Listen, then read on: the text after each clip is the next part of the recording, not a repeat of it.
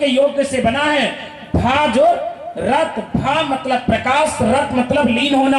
हमारे ऋषि मुनि आदि संत प्रकाश में लीन रहा करते थे, इसलिए इस देश, इस भूमि का नाम भारत पड़ा। घटना बताती है, ये भारत देश के अंदर, भारत देश में रहने वाले लोग कभी भिक्षा नहीं मांगते थे। आज जयनगर स्टेशन पे कई लोग भिखारी मिल जाएंगे, आपको मिलेंगे कि नहीं मिलेंगे? यहां से दिल्ली तक का सफर कीजिए, एक भिखारी क्रॉस करता, दूसरा भिखारी आपको प्रवेश कर जाएंगे। इस भारत देश में कोई भिखारी नहीं थे। आप कहेंगे वो कैसे? इस भारत देश के अंदर में किसी के घर में ताला नहीं लगता था। इस भारत देश की संस्कृति जो थी सज्जना, आप कल्पना कीजिए, इस भारत देश में पहले गुरुकुल होता था। गुरुकुल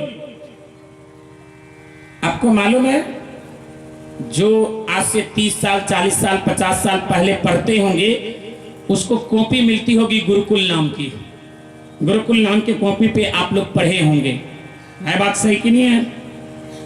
आपको एक चीज बताए, गुरुकुल, आज गुरुकुल नाम से कोई कॉन्वेंट तो खुला हुआ है, लेकिन वास्तविक में गुरुकुल नहीं है।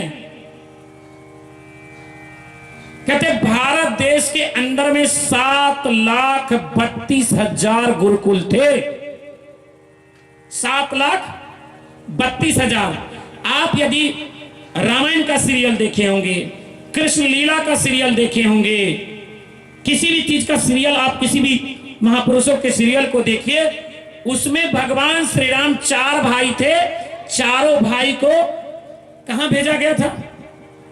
कहां भेजा गया था? गुरुकुल में।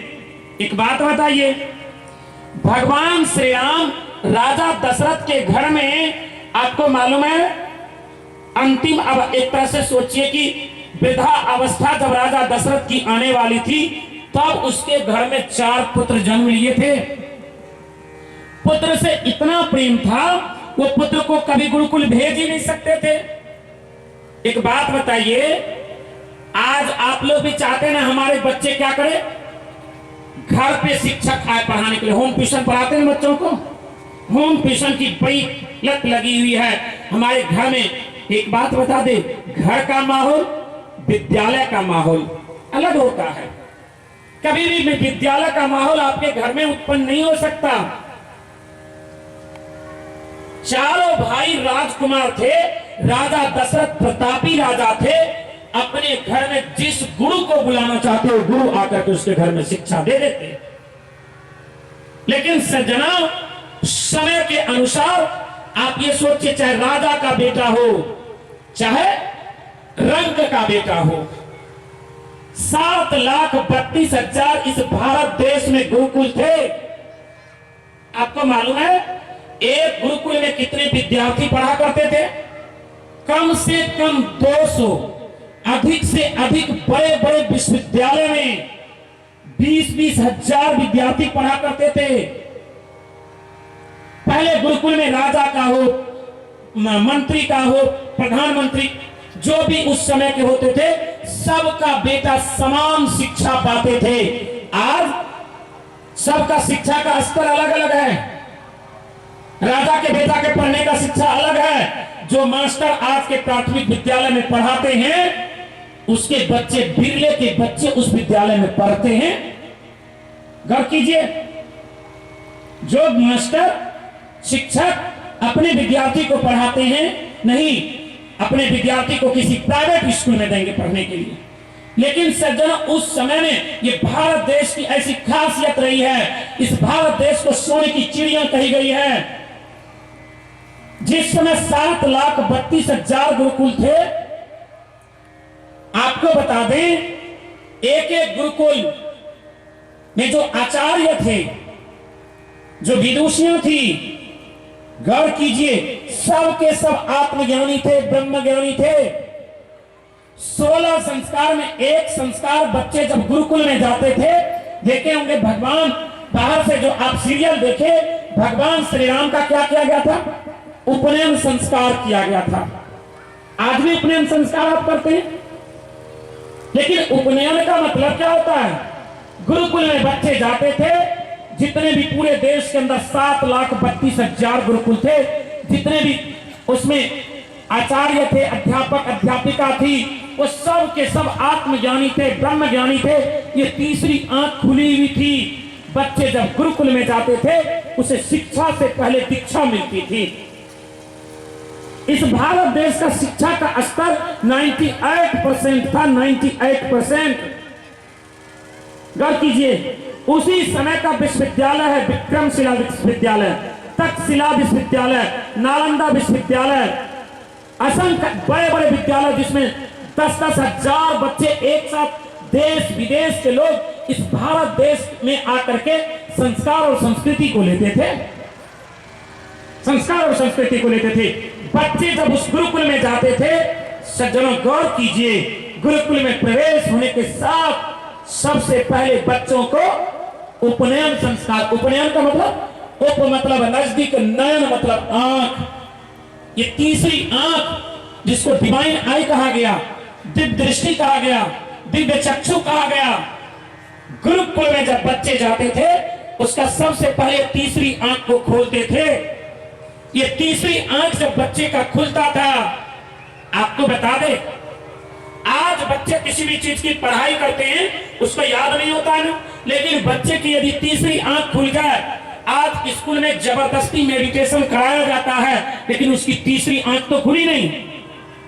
विद्यालय में बच्चे जाते थे, गुरुकुल में बच्चे रहते, 5 वर्ष की अवस्था में प्रवेश करते थे, 20 से 25 साल के बाद लौटते थे गुरुकुल से। लड़के ही नहीं बल्कि लड़कियां भी जाती थी। लड़के से ज्यादा लड़कियां गुरुकुल में रहा करती थी। लड़कियों का अलग गुरुकुल होता था, लड़कों का अलग गुरुकुल होता था। 25 वर्ष तक सज्जनों, आप सोचिए, जब गुरुकुल में बच्चे प्रवेश करते थे, बच्चे जब जाते थे, 5 साल 7 साल 8 साल की अवस्था में उसका उपनयन संस्कार होता था। ये तीसरी आंख खुलती थी। मोबाइल है ना, मोबाइल में लॉक लगा हुआ है, मोबाइल का कोई भी चीज यूज कर सकते हैं, फेसबुक यूज कर सकते हैं, व्हाट्सएप यूज कर सकते हैं, गूगल से कोई चीज सर्च कर सकते हैं, फोन कर सकते हैं, कुछ भी नहीं कर सकते आप। लेकिन सज्जनों, यदि उसका लॉक खुल जाए, सब चीज आप यूज कर सकते हैं। मोबाइल को बनाया किसने? हम जैसे साधारण मानव ने बनाया। ठीक इसी प्रकार से सज्जनों, उस मानव को किसने बनाया? उस श्री हरि ने बनाया। और इस कंप्यूटर, ये जो कंप्यूटर है, ये लॉक लगा हुआ है।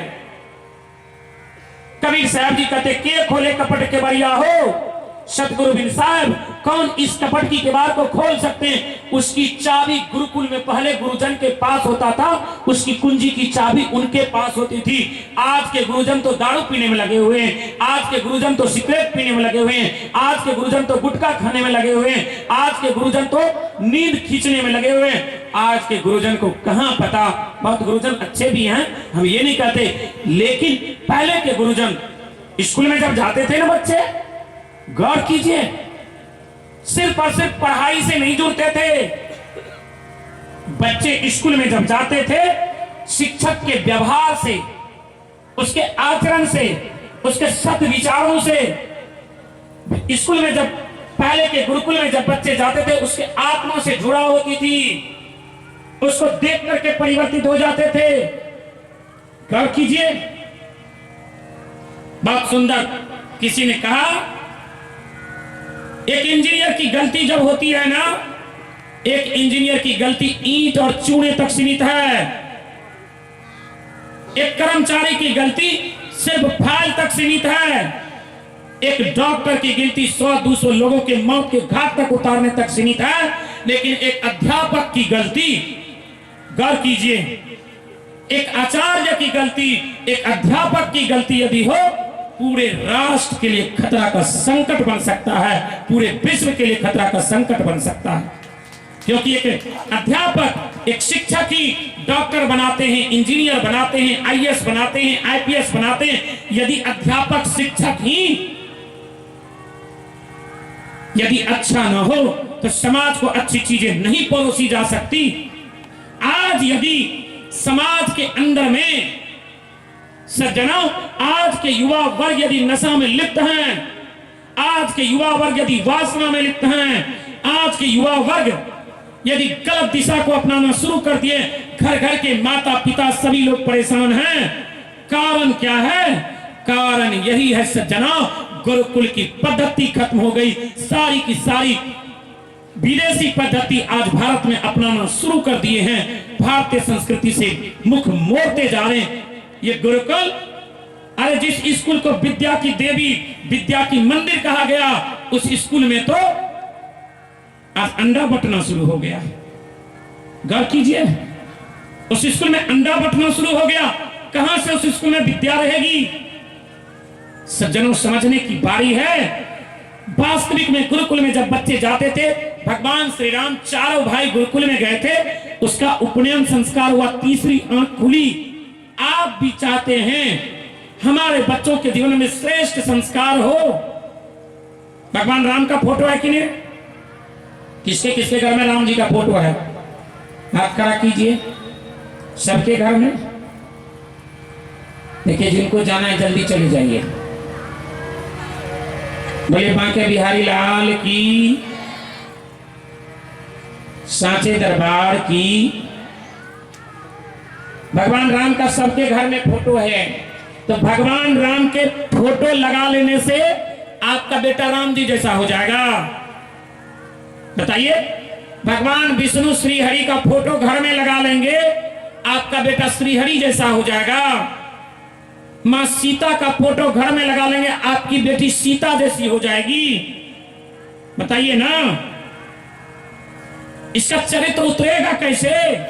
भगवान श्री राम का चरित्र, मां जानकी का चरित्र, ये मिथिलांचल में रहते हैं।